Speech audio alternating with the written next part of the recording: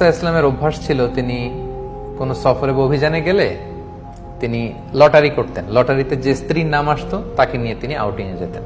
তো আম্মা জান আয়েশা বলেন, এই সফরে আমার নাম এসেছিল, ফলে আমি ওনার সাথে সফর সঙ্গে ছিলাম। এবং ওনার জন্য একটা স্পেশাল উট ছিল, উটের হাওদাজ, মানে আমাদের দেশের পালকির মতো, এটার ভেতরে তিনি বসতেন এবং পর্দা নামিয়ে দেয়া হতো, কারণ সূরা নূর, সূরা আহজাবের পরে নাজিল হয়েছে, অর্থাৎ ইতিমধ্যে পর্দার বিধান ফরজ হয়েছে। ফলে আম্মা জান আয়েশা রাদিয়াল্লাহু তাআলা আনহা যে পালকি বা হাওদাজে বসতেন, দুই দিকে পর্দা নামানো ছিল। তো তিনি বর্ণনা করছেন যে আমাদের যখন ব্রেক দেয়া হলো, আমি নামলাম, আমি একটু প্রকৃতির ডাকে সাড়া দিতে দূরে গেলাম, দিয়ে যখন ফিরছি হঠাৎ আমি গলায় হাত দিয়ে দেখি আমার গলার হার নেই, মানে গলার লকেটটা মিসিং। তো আমি আমার গলার হার খুঁজতে খুঁজতে আবার যেখানে গিয়েছিলাম প্রাকৃতিক ডাকে সাড়া দিতে, ওখানে গেলাম। খুঁজতে খুঁজতে খুঁজতে খুঁজতে আলহামদুলিল্লাহ আমি পেলাম, পেয়ে গলায় এটা পরে আমি ফিরে আসলাম। এসে দেখি কাফেলার কেউ নেই। এখানে ঘটনা যেটা ঘটেছে, আম্মা জান আয়েশা তখন খুবই মানে পাতলা গড়নের একজন নারী ছিলেন, হালকা পাতলা।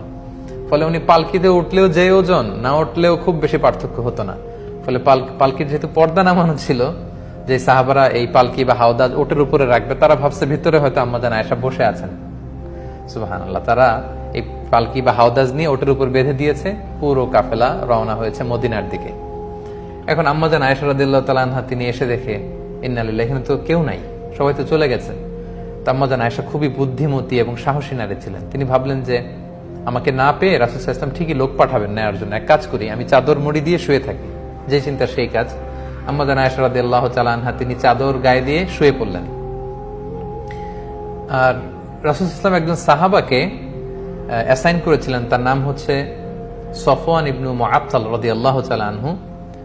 ওনাকে রাসূল সাল্লাল্লাহু আলাইহি ওয়াসাল্লাম দায়িত্ব দিয়েছিলেন যে কাফেলা যখন ছুটবে তখন তুমি যে দেখবে যে ওই জায়গায় কারো কোনো জরুরি জিনিসপত্র হারিয়ে গেল কিনা, কেউ রয়ে গেল কিনা, বর্তমান সময়ে যেটাকে আমরা লস্ট অ্যান্ড ফাউন্ড বলি।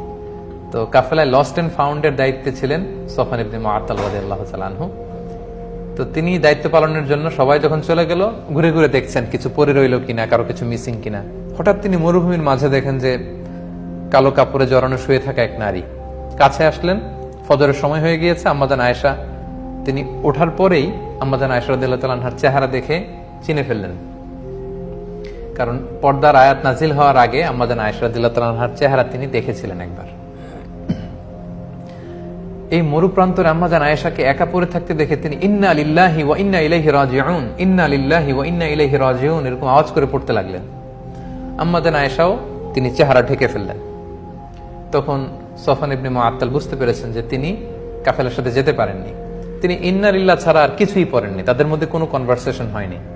সফওয়ান ইবনে মুআত্তাল রাদিয়াল্লাহু তাআলা আনহু ওনার নিজের উটটাকে আম্মা জান আয়েশার সামনে বসালেন। আম্মা জান আয়েশা উটে বসলেন। আম্মা জান আয়েশা রাদিয়াল্লাহু তাআলা আনহা উটের উপরে বসা, আর সফওয়ান ইবনে মুআত্তাল রাদিয়াল্লাহু তাআলা আনহু নিজে উটের রশি ধরে টানতে টানতে মদিনায় পৌঁছলেন।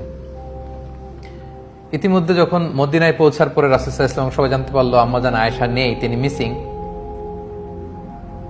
তখন মুনাফিক সর্দার আব্দুল্লাহ ইবনে উবাই ইবনে সালুল, এই দুষ্ট লোকটা, সে এই স্ল্যান্ডারিং শুরু করলো, রুমর ছড়াতে লাগলো। সে বলল, দেখো তিনি তোমাদের কাছে নবী সেজে বসে আছেন, আর তার স্ত্রী আয়েশা সেই সফওয়ানের সাথে নিশ্চয়ই পরকীয়ার সম্পর্ক ছিল। ফলে তারা মরুভূমিতে রাত কাটিয়েছে, তারা সেখানে ফষ্টি নষ্টি করেছে, অপকর্ম করেছে, নাউযুবিল্লাহ ওয়াল ইয়াযু বিল্লাহ। এটা ছড়াতে লাগলো এবং এই কথা এক কান দুই কান করতে করতে পুরো মদিনায় ছড়ায় গেল। আম্মা জান আয়েশা পৌঁছলেন, তিনি কিন্তু এই কথা কিছুই জানলেন না। আম্মা জান আয়েশা রাদিয়াল্লাহু তাআলা আনহা তিনি মদিনায় পৌঁছার পরই প্রচন্ড জ্বরে আক্রান্ত হলেন, প্রচন্ড জ্বর। আর ওই দিক দিয়ে পুরো মদিনায় এই মুনাফিক এই কথা ছড়াতে লাগলো যে আয়েশা রাত কাটিয়েছে সফওয়ানের সাথে, তাদের মধ্যে সম্পর্ক আছে। দুঃখজনক হলেও সত্য, এই মুনাফিকদের সাথে পড়ে কয়েকজন মুমিন, যেমন রাসূল সাল্লাল্লাহু আলাইহি ওয়াসাল্লামের সভাকবি হাসান বিন সাবিত রাদিয়াল্লাহু তাআলা আনহু, তারপর আবু বকর রাদিয়াল্লাহু তাআলা আনহুর একজন আত্মীয়, তার নাম হচ্ছে মিস্তাহ ইবনে উসাসা রাদিয়াল্লাহু তাআলা আনহু, এবং রাসূল সাল্লাল্লাহু আলাইহি ওয়াসাল্লামের শালিকা হামনা বিনতে জাহাশ, এই জাতীয় কয়েকজন লোকও এই রুমর, এই গুজবে কান দিয়ে তারা এটাতে ছড়িয়ে পড়লো, জড়ায় পড়লো, তারাও এটা ছড়াতে লাগলো পুরো মদিনা সমাজের ভেতরে। মানে একটা গুরুগম্ভীর অবস্থা। সবার মধ্যে শুধু কানাঘুষা কানাঘুষা কানাঘুষা। তো মজার ব্যাপার, আম্মাজান আয়েশা রাদিয়াল্লাহু তাআলা এগুলো কিছুই জানতেন না। তিনি আল্লাহ আল্লাহ নারী, বাসায় এসে জ্বরে আক্রান্ত, চিকিৎসা নিচ্ছেন, আল্লাহর কাছে দোয়া করতেছেন, তিনি এগুলো কিছুই জানেন না। কিন্তু আম্মাজান আয়েশা এটা টের পেলেন যে রাসূল সাল্লাল্লাহু আলাইহি ওয়াসাল্লাম আগে যে ভালোবাসা দেখাতেন, এই ভালোবাসার এখন দেখান না। শুধু ঘরে আসলে সালাম দেন, কেমন আছো জিজ্ঞেস করেন, এতটুকুই। তিনি একদিন বললেন, ইয়া রাসূলুল্লাহ, আমি অসুস্থ, আমি আমার বাপের বাড়িতে যাব। রাসূল বললেন, যাও। তিনি গেলেন, তখনও জানেন না। বাপের বাড়িতে একদিন নারীদের সাথে করে তিনি মরুভূমিতে প্রাকৃতিক ডাকে সাড়া দিতে যাবেন, তখন একজন তাকে বলল যে আয়েশা, তোমার নামে তো মদিনার সোসাইটিতে এই কথা ছড়াচ্ছে। ওই প্রথম আম্মাজান আয়েশা রাদিয়াল্লাহু তাআলা আনহা শুনে তিনি আকাশ থেকে যেন পড়লেন। তিনি যতটুকু অসুস্থ ছিলেন এটা শুনে মানসিকভাবে আরো অসুস্থ হয়ে পড়লেন। তিনি বলেন যে কাঁদতে কাঁদতে যেন আমার চোখের পানি শেষ হয়ে গেল, যে আমাকে নিয়ে সমাজে এত বাজে কথা হচ্ছে। ঘরে ফিরে আসলেন, আর রাসূল সাল্লাল্লাহু আলাইহি ওয়াসাল্লাম খুব বিব্রতকর পরিস্থিতিতে পড়লেন, কারণ ওনার স্ত্রী, উনি একজন নবী, নবীর স্ত্রীর ব্যাপারে, আমাদের আম্মাজান আয়েশা রাদিয়াল্লাহু তাআলা আনহার ব্যাপারে এমন কথা ছড়াচ্ছে, আর আল্লাহ তাআলাও কিছু জানাচ্ছেন না। রাসূল সাল্লাল্লাহু আলাইহি ওয়াসাল্লাম জনে জন জিজ্ঞেস করলেন যে আলী, তুমি কি মনে করো, আয়েশা কি এটা করবে? আলী রাদিয়াল্লাহু বলেন, আমি তো ওনাকে ভালোই জানি, তবে এত চিন্তিত হওয়ার কারণ নেই রাসূলুল্লাহ, প্রয়োজনে আপনি আরেকটা বিয়ে করবেন। আয়েশা রাদিয়াল্লাহু তাআলা আনহার দাসীকে জিজ্ঞেস করলেন, তুমি আয়েশাকে কেমন দেখেছো, সে কি এই কাজ করবে?